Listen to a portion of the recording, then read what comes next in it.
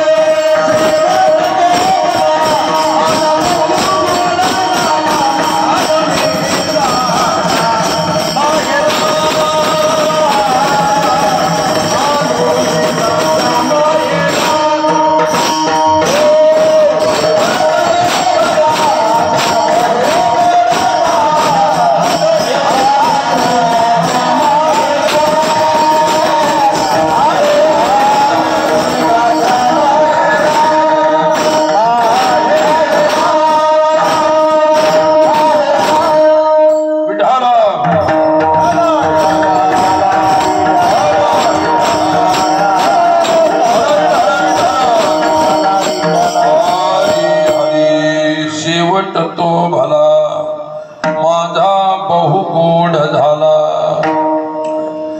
तो कुवारा म्हणता स्वतःच्या विषयी अनुभव जो असतो स्वतःचा स्वतः सांगता येतो।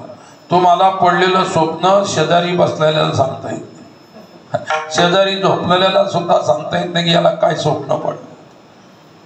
तसा अनुभव ज्याचा त्यालाच माहित असतो, त्याच्या अनुभवाची गोष्ट दुसरा प्रतिपादन करू शकतो। शंकराने पार्वतीला म्हटलं, आत्मज्ञानाची गोष्ट चालू होती, चर्चा होती। शिव श्रीमद भागवत सांगू लागले, कोणाला? पार्वतीला सांगू लागले। पार्वती ऐकत होती। विठ्ठला विठ्ठला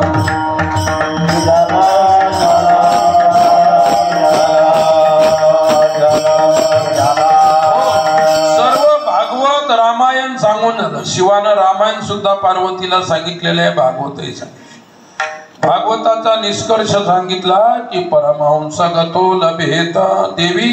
श्रीमद भागवताचं ज्ञान झाल्यानंतर त्याला परमहंस मोक्ष गती मिळते। रामायणाचा सार काय? तर शंकराने सांगितलं, सांगू का तुला रामायणाचा सार काय आहे? शिव म्हणाले पार्वतीला, ओम कह ओम अनुभव अपना सतहरि भजन जगत सब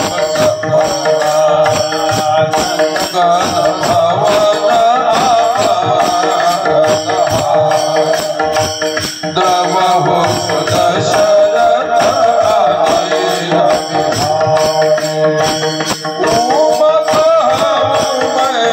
अनुभव अपना सतहरि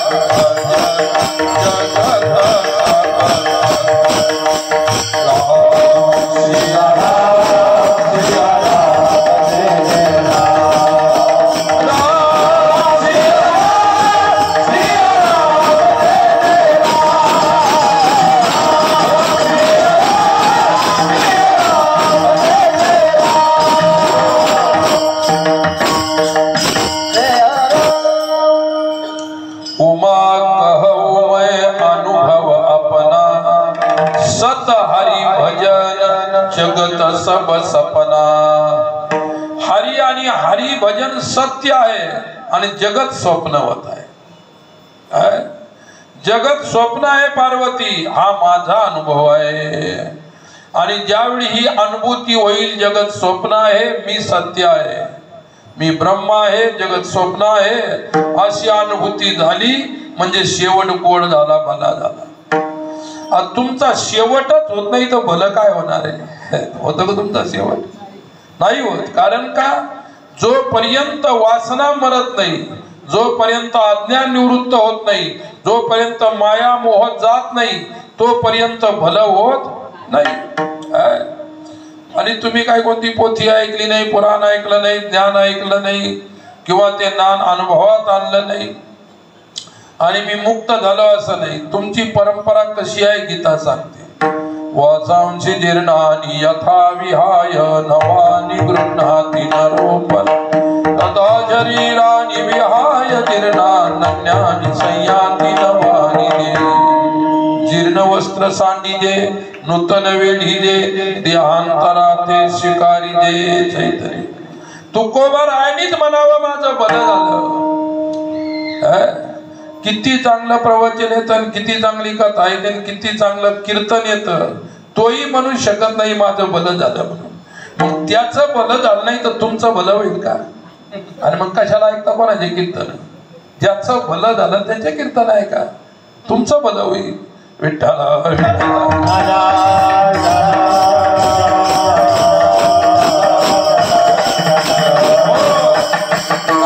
असत वस्तूचे संस्कार अनादी अनंत काळापासून तुमच्यावरती आहेत आणि ते संस्कार तुम्ही सोडून जायला तयार नाही. साधारण चहा सोडू शकत नाही तर संस्कार सोडू शकता. कॅन्सर झाला तरी चहा पितोच, त्या डायबिटीज झाली तरी साखर खातोच. म्हणजे दिवाळी मग काय झालं? काय दिवाळीच्या दिवशी भरपूर खाऊन येतो, मग मध्यरात्री झटका येतो पॅरालिसिसचा. काय झालं होतं? म्हणजे काही नाही, मी जास्त लाडू खाल्ले म्हणून हे असं झालं. तुला माहित होतं ना हे खाल्ल्यानंतर असं होतं? तसं माहित असून सुद्धा तुम्ही त्याच्या खाण्यामध्ये प्रवृत्त होता. तुम्हाला माहित आहे की याच्यापासून आपलं नुकसान आहे, तरी सुद्धा जीव त्याच्यामध्ये प्रवृत्ती करतो. याचं कारण आहे की अनादी काळाच्या संस्कारानं तुमची प्रवृत्ती होत राहते. मनाला वाटतं की योग्य नाही, पण तरी सुद्धा माणूस केल्याशिवाय राहत. विठ्ठला विठ्ठला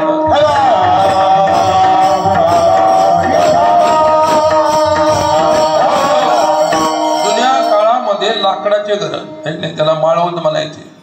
आमच्या इकडे ते विदर्भात त्याला धाब्याचे घर म्हणतात. धाब इकडे आपल्याकडे माळवत मराठवाड्यामध्ये. मग काय करायचे? ते लाकडं पाहिल्याने काय आराम मशीन नव्हत्या. मोठं लाकूड तोडलं की मग त्याचे कापून कापून खांड बनायचे, जे काय बनवायचे ते बनवायचं. मग ते लाकूड मधातून कापायचं. मग एका दिवसात काही कापणं व्हायचं नाही. मग जिथपर्यंत आलं तिथपर्यंत काय करायचं? ते तिथपर्यंत करवट ठेवायची, त्यात खुट्टी मारून द्यायची आणि मग दुसऱ्या दिवशी पुन्हा करवट चालू त्याच्यापासून खाली. वानर गेलं त्याला कापलेल्या अर्ध्या कापलेल्या लाकडावर बसलं. त्याला माहित होतं ही खुट्टी काढल्यानंतर काय होईल, तरी शेपूट घातली त्याच्यात. ती खिंड होती ना लाकडाची, तिच्यात शेपूट घातली, लागलं खुट्टी हलवायला. खुट्टी निघली, त्याला ताकदीनं काढली, पण शेपूट अडकून बसली. तसं तुम्हाला माहित आहे की काय केल्यानं काय होतं, तरी सुद्धा अडकून बसलेले आहेत. आणि आमच्यासारखे रात्रंदिवस बोंबलायला लागले, बाबा खुट्या काढू नका, अडकून बसा. पण तुम्हाला खुट्या हलवायची आणि काढायची काय ती सवय लागली. विठ्ठला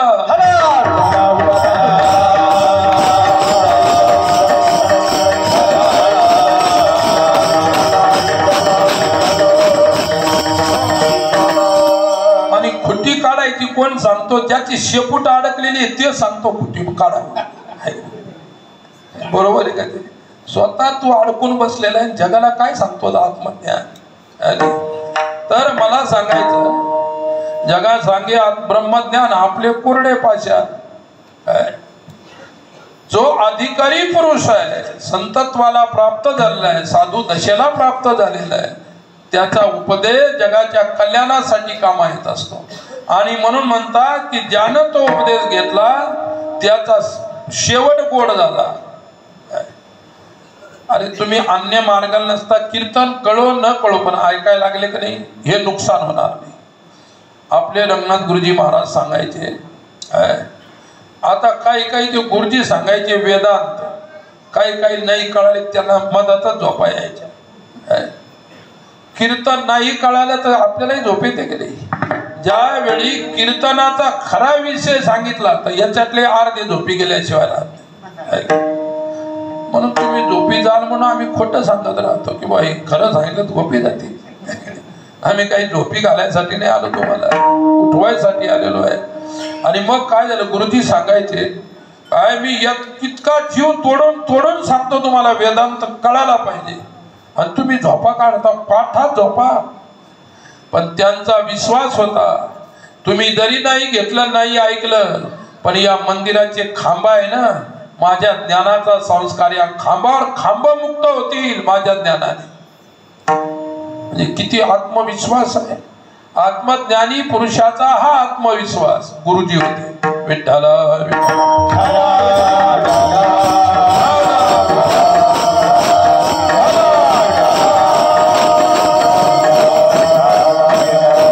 अरे तुम्ही तर आपल्या खोट्या हलवल्या पण दुसऱ्याच्या सुद्धा खोट्या हलवायला जाता.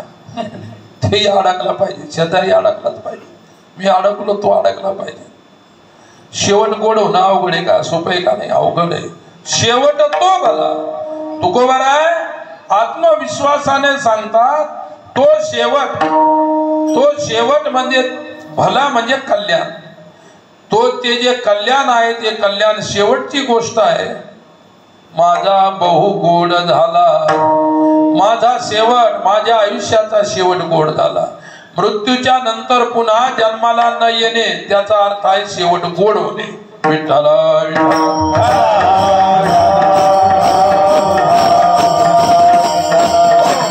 तुकोबारांचा विश्वास आहे. तुकोबारांचा काय आहे साधून अनुभवल्यामुळे त्यांचा विश्वास आहे. जन्म नाही रे आणि तुका म्हणे माझी भाग. तुकोबाराय म्हणतात आतापर्यंत जन्म घेतले मी पण आता मात्र माझा पुढे जन्म होणार नाही. ज्याचा जन्म खुंटला ज्याचा मृत्यू खुंटला त्याचा शेवट गोड झाला.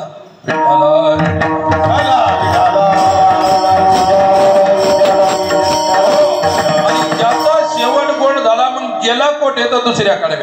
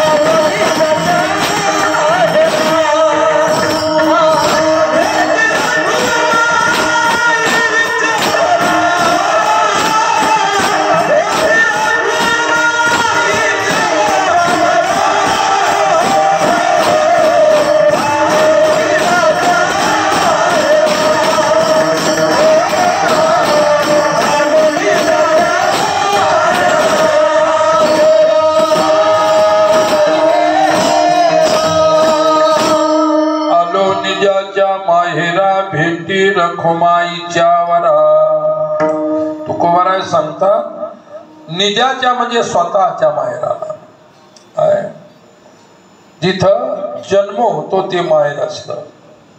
लग्न झाल्यानंतर माहेर सोडावं लागतं मग त्याच्यानंतर जे मिळतं ते सासर असतं. स्वरूप तुमचं माहेर आहे जीवाचं. आणि तुम्ही जर स्वरूपापर्यंत गेले तुमच्या माहेरला गेले, स्वरूप सोडलं तर सासरला गेले म्हणजे संसाराला गेले. विठ्ठला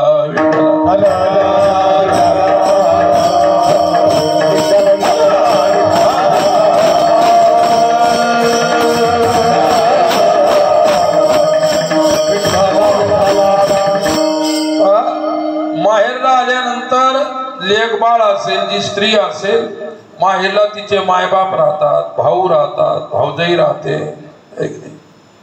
तिचा जो परिवार असेल आईकडचा तो माहेरला नसतो. सासरला सासू आहे, सासरा आहे, दीर आहे, जाऊ आहे, मुलं बाळ, हे जे काय असेल ते. तुकोबाराय म्हणतात आलो निजाच्या माहेरा, शेवट गोड झाला आणि मी माझ्या निजाच्या स्वतःच्या माहेराला आलो. माहेर मध्ये कोण आहे? भेटी रखुमाईच्या वर. माहेर मध्ये ज्याची भेट, रुखुमाईचा वर. वर शब्दाचा अर्थ आहे श्रेष्ठ, रुखुमाई शब्दाचा अर्थ आहे प्रकृती, आणि वर शब्दाचा अर्थ आहे पुरुष. प्रकृती आणि पुरुष गीतेच्या सांख्य योगामध्ये सांगितलेला आहे. प्रकृती पुरुषाचा जो समागम आहे अमृतानुभवामध्ये सुद्धा खूप गोड आहे. चिंतन विठ्ठला विठ्ठला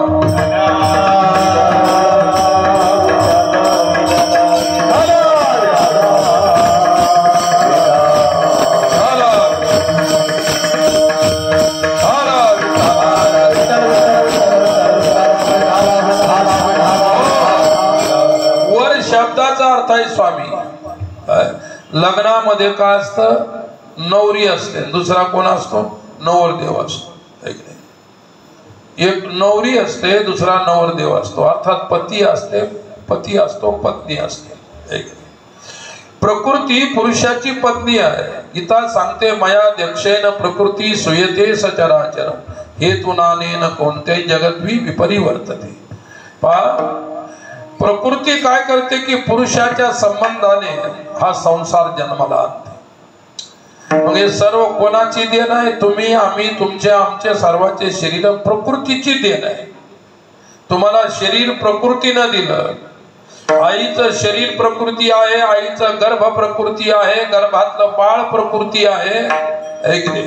आणि जन्माला आल्यानंतर मग तो जीवाच्या रूपानं जन्माला येतो. त्याला तुम्ही राम, श्याम, गोविंद, दामोदर काहीतरी नावं ठेवता. काय त्याची नावं आहेत का? ती त्याची नावं नसताना तुम्ही त्याला नावं ठेवत राहताय. तो अनाम आहे. परमात्मा कसा आहे? अनाम आहे, ज्याला कोणतंही नाव नाही. विठ्ठला विठ्ठला. वृत्ती प्रभाकराच्या सुरुवातीला मंगलाचरण आहे. आस्ती भाती प्रिय सिंधूत नामरूप लाटा भासत. आस्ती भाती आणि प्रियत्व हे आत्म्याचं स्वरूप आहे. नामरूप हे संसाराचं स्वरूप आहे. प्रकृती नाम रूपात्मक आहे, आत्मा सच्चिदानंद आहे. मग प्रकृती पुरुषाला भेटली म्हणजे सच्चिदानंदाला भेटली. अंधार सूर्याला भेटला म्हणजे अंधार राहिला का? नाही. तशी प्रकृती पुरुषाला भेटली तर प्रकृती राहत नाही, पुरुषच राहतो. मग म्हटलेलं आहे की असंगो हि आयम पुरुषा. विठ्ठला विठ्ठला.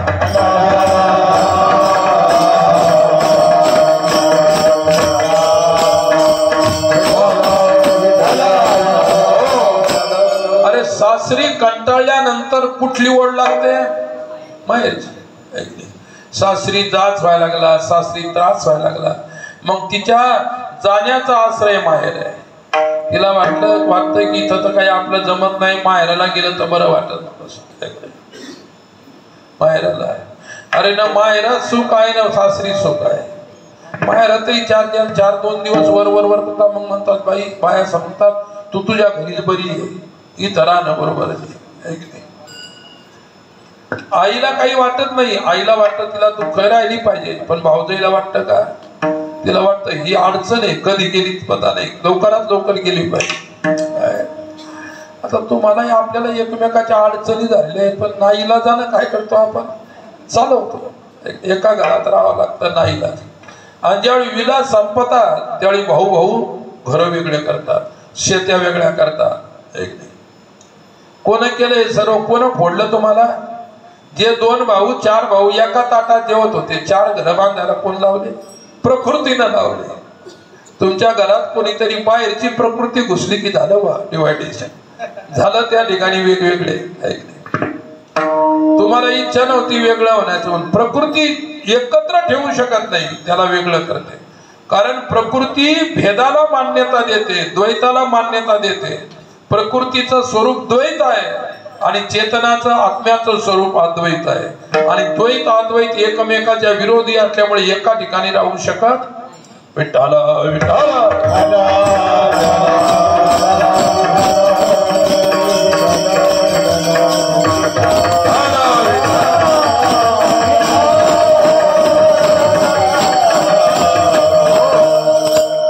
परवा 8-10 दिवसापूर्वीची गोष्ट सांगतो. आश्रमावर एक म्हातारा आला.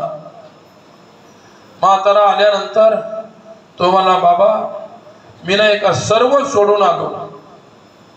म्हणलं तुम्ही काय काय सोडलं ती अगोदर लिस्ट द्या. काय काय सोडलं? तुमच्या लिस्टा इतक्या लंब्या आहेत, आमच्यासारखे सुद्धा वाचू शकत नाही. वाचता वाचता झोप यायची.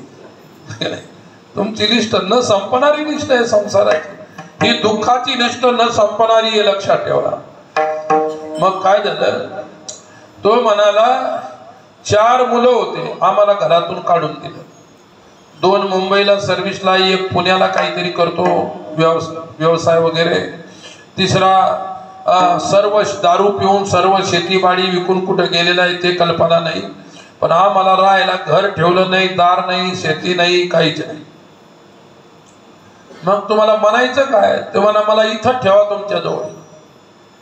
म्हटलं तुमचे पोरं तुम्हाला त्यांच्याजवळ ठेवू शकत नाही, आम्ही कसं काय तुम्हाला आमच्याजवळ ठेवायचं? मी मुद्दाम म्हटलं असं काय. म्हटलं पहा काय झालं, बायको असेल तर दोघांनी मस्त राहायचं. अहो मस्त राहायला घर तर पाहिजे. आणि बायको सुद्धा गेली. परिस्थिती काय झाली मी तुम्हाला सांगतो.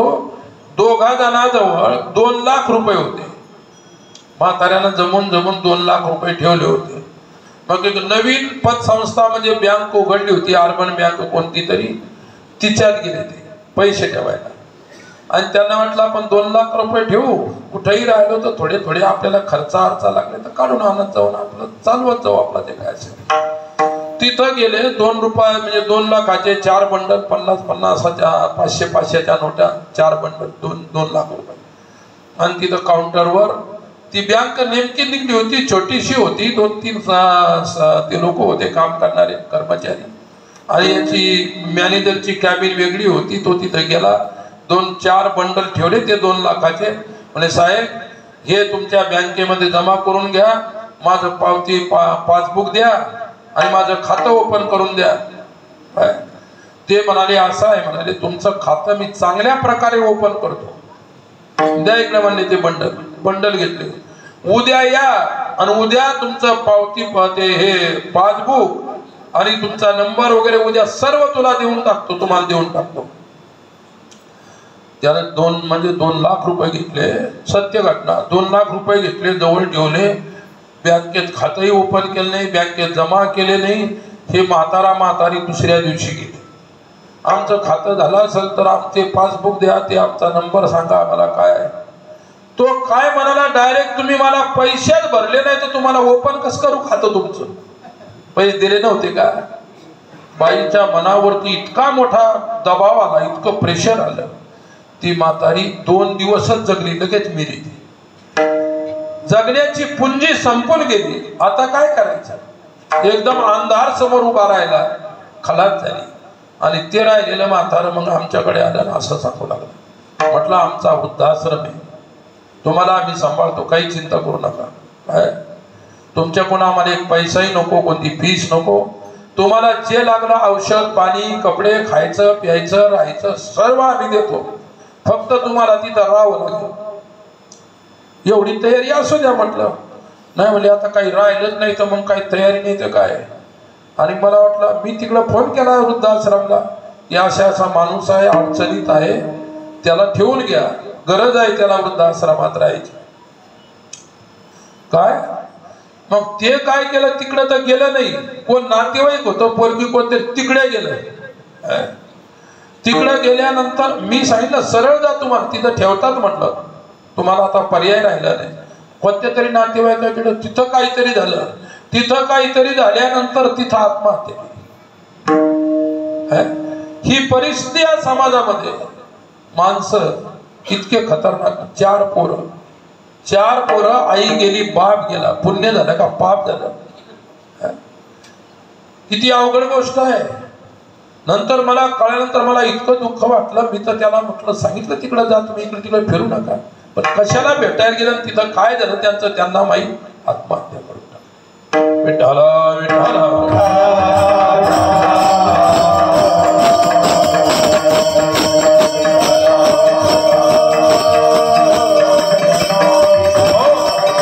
अंतःकरण दुःखी झालं म्हणून आत्महत्या करण्याची वेळ आली की नाही. आणि तुमचं अंतःकरण सुखी करण्याचं एकच साधन आहे हरिनाम, या परमेश्वराची भक्ती. काय परमेश्वराची भक्ती अंतःकरणाला हलकी करू शकते आणि दुःख दूर करू शकते. तुकोबराय म्हणतात, मी हे केलं म्हणून काय झालं हे तिसऱ्या कडव्यावर परिहार झाला.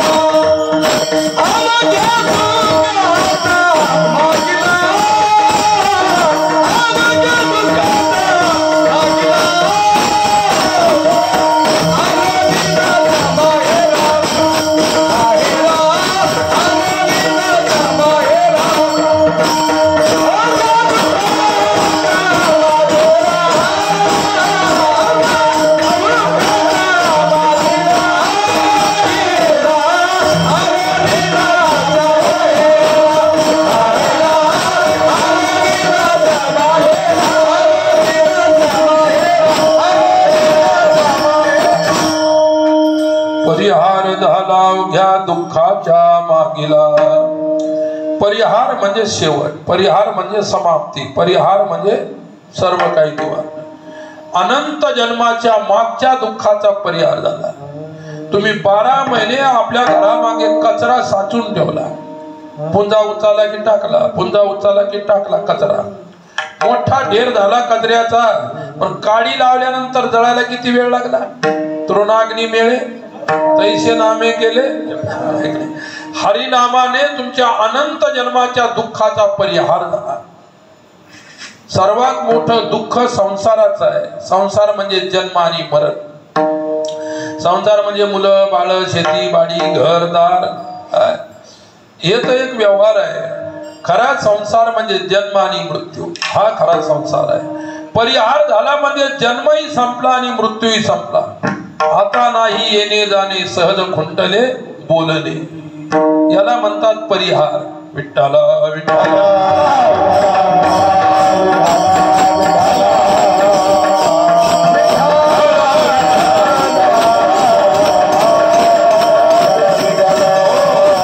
म्हणून दुःखाचा परिहार होणं हे जीवनाचं खरं शेवटचं ध्येय आहे. दुःख निवृत्त होणं आणि ते होईल भगवत कृपेने. म्हणून भगवंताचं स्मरण. विठोबार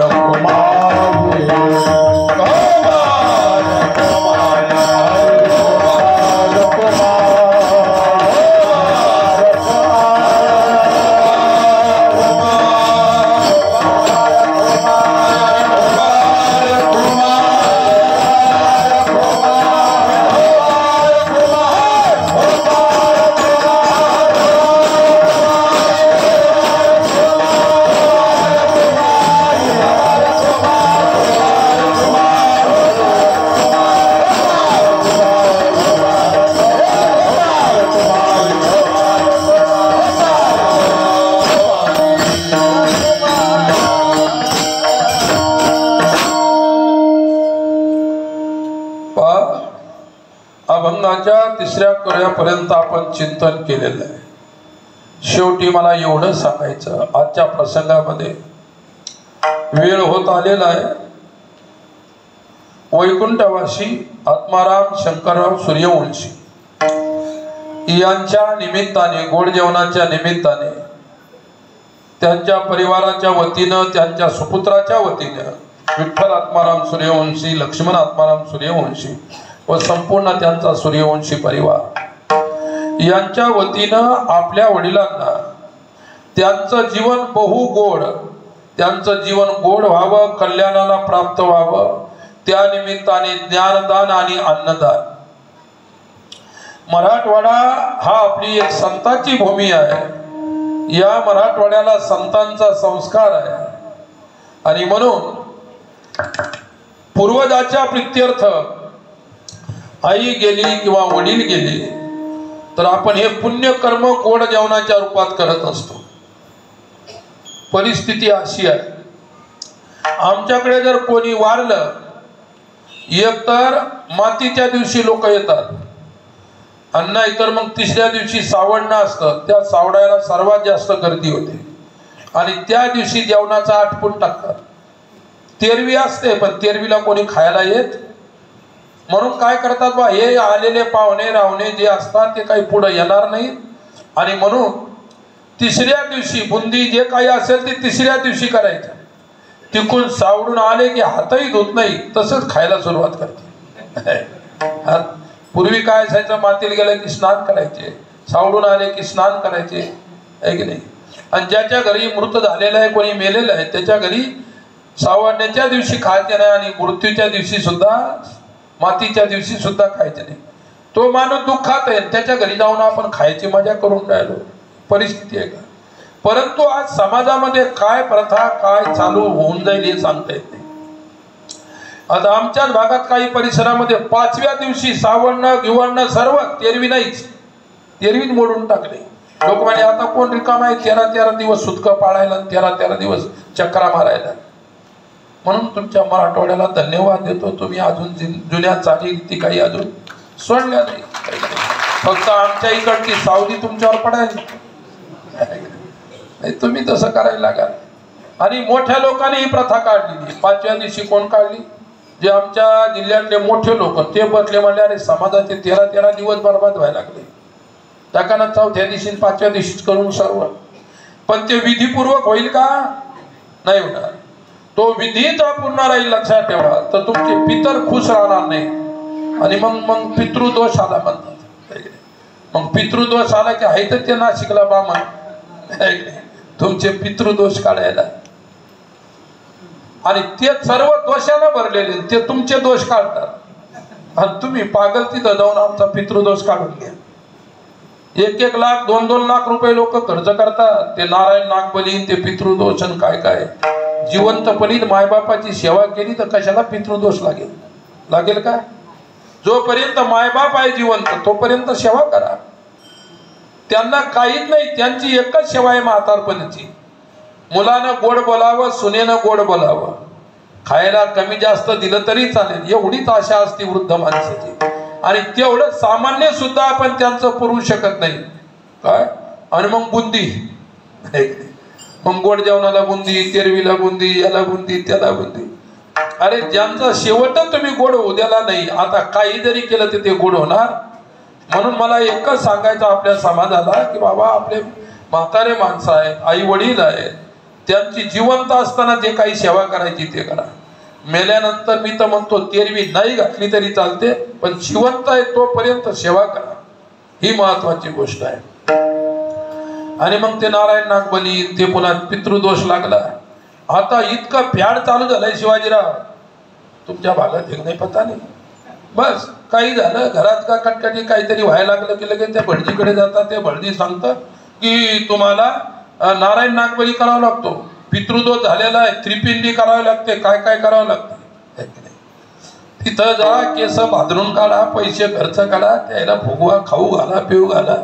काय एकानं तेच केलं, एकानं पितृदोष काढून घरी आला, घरी एकुलता एक पोरगा मेला. काय फरक पडला त्या पूजेनं? हे अज्ञान तुमच्या समाजामधला अजूनही जायला तयार नाही. हा समाज भाविक आहे, भावुक आहे, हा फसत आला आतापर्यंत. पण इथून पुढे तरी या समाजानं सुज्ञ झालं पाहिजे, फसायला नको कुठे. काय एकदा जरी त्या वशिष्ठाची गोष्ट सांगतो तुम्हाला, एक बाई होती, त्या बाईला एकुलता एक मुलगा होता आणि तो मुलगा अचानक कशाने तरी वारला. लहान लेकरू, एकुलता एक, नवरा वारलेला अगोदर, नवरा वारल्यानंतर झालेलं लेकरू, म्हणजे पोटातच होता त्यावेळी बाप वारला आणि झाल्यानंतर तेही वारलं 5-6 एका वर्षानं.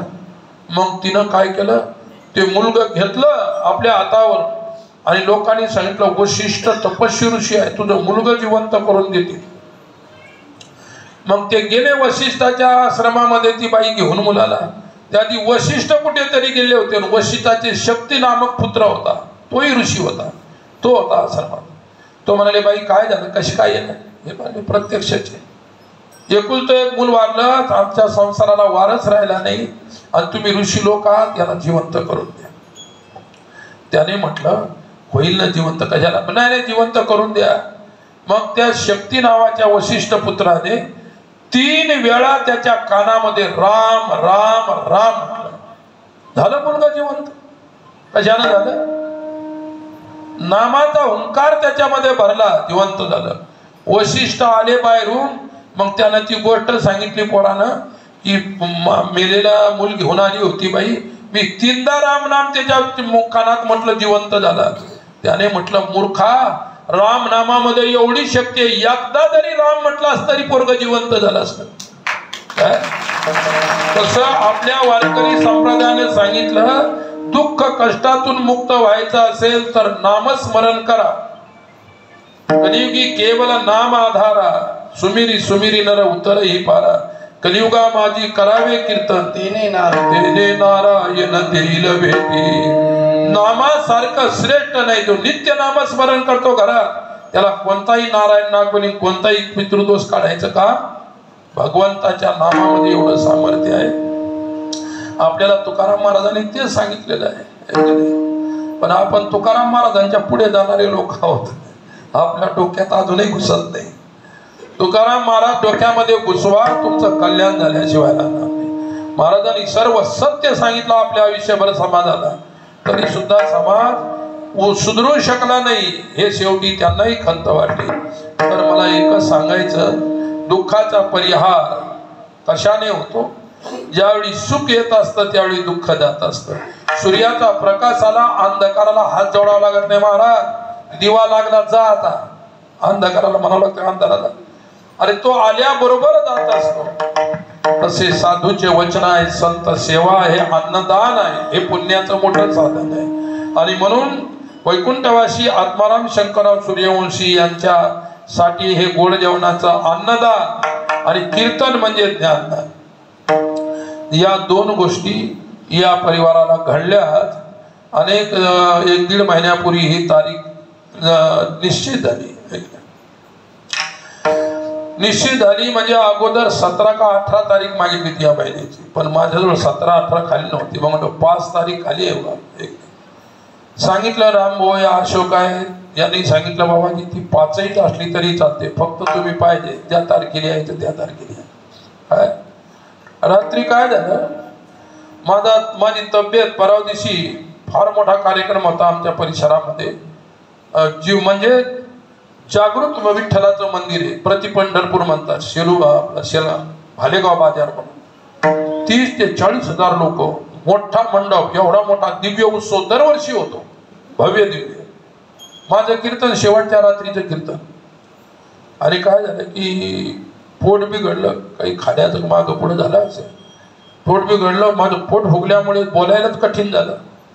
मग तेवढ्याच रात्री आम्ही येत होतो, एका विहिरीवर गेलो. आणि आमचं कसं असतं, संडासला गेल्यानंतर आम्ही स्नान केल्याशिवाय काहीच करत नाही. मग विहीर शोधली, म्हणलं पाणी काढायला. तेव्हा माझ्या बरोबरचा होतो, मला बाबा पाणी काढायचं कामच नाही, विहीर जमिनीच्या काठोकाठ भरली, कारण पावसाळा तसा झालेला आहे. म्हटलं काही हरकत नाही, पाणी काढायचं का, विहीर जर ताटोताट भरली असेल तर मी उडी मारून त्याच्यात पाहू शकतो. म्हणलं 2-4 मिनिट आंघोळ होऊ शकते. तरी सुद्धा मग नंतर तब्येत बिघडल्यामुळे दिवसभर काल तरी 2 कीर्तन, सकाळचं 1, संध्याकाळचं 1. आणि डॉक्टरनं सांगितलं फक्त 3 दिवस काही तुम्ही करू, नुसत्या झोपा काढा 3 दिवस. हा पण काय अजूनही झोप काढली नाही विनाकारण. त्यामुळे तब्येत बरोबर नाही तर झोपायला आराम करायला काही हरकत नाही. हनुमंतरायाला म्हटलं कोणीतरी, हनुमंता रात्रंदिवस रामाची सेवा करता कंटाळा येत नाही तुम्हाला? तर हनुमंत काय म्हणे, राम काज किये बिनू मोही कहा विश्राम. राम कार्यामध्ये मला कंटाळाच नाही, विश्रांती नावाची वस्तू नाही. कशासाठी? ही सर्व धावपळ समाजाच्या कल्याणासाठी आहे, दुसरं काही. आणि मग आम्ही तिथून ते कार्यक्रम केला. रात्री लोणारला आलो. इथं सकाळी लवकर यायचं आणि म्हणून माझ्या वेळेवरती मी पोहोचलो. मी कुठेही पोहोचतो तर माझ्या वेळेवरती पोहोचतो. हा माझा नित्य नियम आहे. वेळेचा मी उपासक आहे. वेळेचं मी कधी टाळत नसतो. कीर्तनाच्या वेळेपर्यंत का होईना पण तिथं पोहोचल्याशिवाय राहत नाही. 5 मिनिट अगोदर, 10 मिनिट अगोदर, 1 घंटा अगोदर, असा माझा नियम आहे. नियमाप्रमाणे पोहोचलो. परंतु आता मात्र नियमाप्रमाणेच मला इथून जाऊन औरंगाबादचे DYSP आहेत आणि आमच्या इथं जे लहान अनाथ मुलं आहेत, त्या अनाथ मुलाला काहीतरी दान म्हणजे वस्त्र आदी घेऊन येणारे, त्यांच्यासाठी चांगल्या प्रकारचा भंडारा करणारे, म्हणजे अन्नदान करणारे. तर इथून जाऊन मला त्या कार्यक्रमाला, त्या लोकांना, ते आता मोठे अधिकारी लोक असल्यामुळे त्यांनी म्हटलं, बाबाजी तुम्ही 4:30-5 वाजेपर्यंत पोहोचा, कारण आम्हाला तुरंत तुम्हाला भेटलं की पुन्हा आम्हाला ड्युटीवर जायचं आहे. काय म्हटलं, आम्ही बरोबर पोहोचतो. म्हटलं फक्त तुम्ही आमची शेपूट ओढू नका आता उठल्यावर, एवढंच फक्त करा. नाही आम्ही पुढं पाहिलं, तुम्ही मागे शेपूट ओढायला. तसं सर्व भक्तांना माहित आहे, अशी कधी अडचण येत नाही. आणि तुम्ही किती जरी शेपूट ओढली तर मी सहज उडी मारून जाऊ शकतो, एवढी ताकद आपल्यात आहे, लक्षात ठेवा. म्हणून अरे हनुमंताच्या शेवटी पुढे रावण सुद्धा कंटाळा का नाही? रावण सुद्धा कंटाळा. नियमानं चालायचं, वेळेचं बंधन असतं, वेळेचा सन्मान करायचा आयुष्यामध्ये. आणि जे लोक समयाचा सदुपयोग करतात आणि वेळेचा सन्मान करतात ती कधीच आपल्या जीवनामध्ये मागे राहू शकत नाही. म्हणून वेळ महत्वाची असते, लक्षात घ्या. आणि माझ्या वेळेप्रमाणे मी पोहोचलो. ज्यांच्या गोड जेवणाच्या निमित्ताने हा कार्यक्रम इथे आयोजित केला, खरोखर ते परम भाग्यशाली आहे. जे वैकुंठवासी आत्मारामजी सूर्यवंशी आणि त्यांच्या मुलांनी वगैरे हा कार्यक्रम इथे आयोजित केला. आमचे चर्मन साहेब असतील, दत्ता भाऊ असतील, राम भाऊ असतील, यांनी सुद्धा बाबाजी लवकर या म्हणलं. लवकर येतो, फक्त जातो माझ्या टायमावर, येतो तुमच्या टायमावर, जातो माझ्या टायमावर, कारण मला पुष्कळ प्रवास करून तिथं पोहोचायचं आहे. आणि ते लोक अर्जंट लोक असल्यामुळे आपण त्यांच्या वेळेच्या आत आपण तिथं जायला पाहिजे. म्हणून ज्यांच्या निमित्ताने तुका म्हणे वाणी गेली आता घेऊ धनी, तुकोबाराय म्हणतात साधूची वाणी आहे. धनी म्हणजे इच्छा. सत्पुरुषाची वाणी श्रवण केल्यानंतर आपल्या इच्छा पूर्ण होत असतात. आणि ती सत्पुरुषाची वाणी ही देवाचीच वाणी असते, देववाणी असते. फक्त देव साधूच्या मुखातून बोलतो, आम्ही आमचं बोलत नाही. देव आम्हाला त्याची वाणी देऊन तो बोलून घेतो. साळुंकी मंजूळ बोलतसे वाणी कविता धनी वेगळाच. देणारा तो आहे, वाणीतून बोलवणार तो आहे. म्हणून आज सायळा इथे या मंदिरामध्ये, इथं आल्यानंतर या मंदिरामध्येच कीर्तन असतं. आणि या मंदिरामध्ये मी ज्यावेळी कीर्तन करतो तर मला असं वाटतं की आपण तिरुपती बालाजीच्याच मंदिरात कीर्तन करतो. इतकी सुंदर विशाल मूर्ती आहे. आता आम्ही इथे एक मूर्ती स्थापन केली. कुठं? सुप्याला दाजी होते का? सुप्याला एक आता बालाजीचं ते जुनच मंदिर आहे बालाजीचं, पण ती बालाजीची एवढीच मूर्ती होती पितळाची. आता त्या लोकांनी मोठं मंदिर बांधलं. गावातल्या लोकांनी, काही मारवाडी समाजातल्या माणसांनी या गावच्या विशाल मंदिर बांधलं. आमच्याच हस्ते त्या बालाजीच्या मूर्तीची प्राणप्रतिष्ठा झाली आता मागे श्रावण महिन्याच्या आसपास. परंतु इथेही सुद्धा हा आनंद भगवंताच्या चरणी बसून, ज्यांच्या गोड जीवनाच्या निमित्ताने हा कार्यक्रम झाला, पांडुरंगाच्या चरणी, बालाजीच्या चरणी एवढीच प्रार्थना करतो की ज्यांच्या गोड जीवनाच्या निमित्ताने मला ही सेवा करायला मिळाली, हे प्रभू पांडुरंगा, ते वैकुंठवासी आत्माराम शंकरराव सूर्यवंशी यांचा आत्महित तू करशीलच, पण त्यांना सदैव आपल्या चरणापाशी जागा दे, सद्गती दे आणि तुझी स्वरूप स्थिती दे, एवढी त्यांच्यासाठी प्रार्थना करतो आणि एक सूचना राहिलेली आहे महत्वाची द्यायची. दरवर्षी सर्व भक्तगणांच्या वतीने आपल्या आश्रमाच्या भक्तगणांच्या वतीने दरवर्षी एका वेगळ्या तीर्थावर जाऊन कथा ठेवलेली असते. कथा आणि ज्या तीर्थाला आपण जातो त्या तीर्थाच्या सोबत असणारे सर्व तीर्थांचं दर्शन. या वर्षी श्रीमद भागवत कथा द्वारिका धाम द्वारकेला ठेवलेली आहे आणि द्वारिकेला ती कथा ठेवलेली आहे. आणि कथेचं ज्या ठिकाणी स्वरूप असं आहे, ज्यांना बिना एसी मध्ये रेल्वेला यायचं तिथं बिना एसी म्हणजे नॉन एसी जर सुविधा पाहिजे असेल तर त्यांच्यासाठी 10,000 रुपये फीस ठेवलेली आहे. ती 2 टप्प्यात द्यावी लागते. येणाऱ्या 15 नोव्हेंबर पर्यंत ज्यांना नॉन एसी मध्ये प्रवास आणि नॉन एसी मध्ये तिथे राहायचं आहे त्यांनी 6,000 आता भरायचे आणि 4,000 जानेवारीच्या तारीख दिलेली आहे तोपर्यंत भरायचे. आणि ज्यांना जायला एसी मधून जायचं आहे तिथं राहायला सुद्धा एसीची व्यवस्था पाहिजे त्यांच्यासाठी 14,000 रुपये आहे. 9,000 रुपये आता भरायचे आणि 5,000 रुपये नंतर भरावे लागतील. विशेष माहिती लागल्यास आश्रम किंवा इथे शाळामध्ये सुद्धा रामभाऊ आहे, दत्तराव आहे, चेअरमन साहेब आहेत, यांनाही तुम्ही संपर्क केला तर सर्व माहिती त्यांच्याकडून मिळू शकते. विदर्भ आहे, मराठवाडा आहे, खानदेश आहे, पूर्व विदर्भ आहे, पश्चिम महाराष्ट्र आहे, सर्व परिसरातील भक्त येत असतात. आणि म्हणून आपल्याही मराठवाड्यातून अधिकात अधिक भक्तगणांनी यावं एवढी त्या ठिकाणी सर्वांना ही सूचना देतो. आणि दरवर्षी तिथं जे हे असतं काय कथा असते आणि कथेच्या व्यतिरिक्त आजूबाजूचे तीर्थस्थान असतात त्यांचं सुद्धा दर्शन असतं. आणि म्हणून ह्या ज्या यात्रेचं जे काही जबाबदारी आहे दरवर्षी जबाबदारी रामभाऊ यांना आम्ही देत होतो पण ते एकटे पडतात. परंतु यावेळी मात्र आपले जे श्री किसनराव सूर्यवंशीजी जे चेअरमन साहेब आहेत, विष्णू बापू आहेत आणि दत्तराव सरपंच आहे आणि रामभाऊ आहे, या चौघांनाही तुमच्या परिसरातील जेवढे मेंबर होतील तुमच्याकडे जबाबदारी आहे. कारण एकट्यावरती रामभाऊवरती एकट्यावर प्रेशर यायचं. आणि आपल्या मराठवाड्याच्या तर्फे दरवर्षी कथेमध्ये पंगत असते ती आमरसाची ह्याची असते. आमरसाची पंगत दिल्या जाते. जे काही जो दिवस आपल्यावर येईल ती सुद्धा त्या ठिकाणी झाली पाहिजे. म्हणून मी ज्यांची नावं इथं पुकारली त्यांनी त्या ठिकाणी इमाने इतबारे जास्तीत जास्त आपल्याही परिसरातून लोक त्या यात्रेत यावे. तो आनंदच वेगळा असतो. नाही त्या आनंदाशी जोडा सांगती गोष्टी लागती गोडा आलाशी आकार आमची आचाडा तुका म्हणे भिडा भक्तीची. अशा प्रकारे ही आश्रमच्या वतीनं सूचना दिलेली आहे. त्या सूचनेचं आपण पालन करा. जास्तीत जास्त संख्येनं ज्यांनाही यायचं आहे त्यांनी आपली नाव नोंदणी जी काही राशी आपल्या वाट्यावर येते ती राशी. त्याच्या व्यतिरिक्त रेल्वेचा एसी नॉन एसी प्रवास आहे. त्याच्या व्यतिरिक्त विमानाने सुद्धा प्रवास आहे. पुष्कळ लोक विमानाने प्रवास करू इच्छितात. दरवर्षी विमानाने येतात, कोणी रेल्वेने येतात, कोणी रेल्वे आणि विमान दोन्हीचाही प्रवास आहे.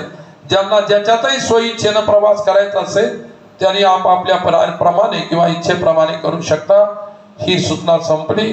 सोबतच झालेली जी आजची सेवा आहे, ज्यांच्या गोड जेवणाच्या निमित्ताने जी सेवा झाली ती सेवा भगवान बालाजी महाराजांच्या चरणी समर्पित करतो.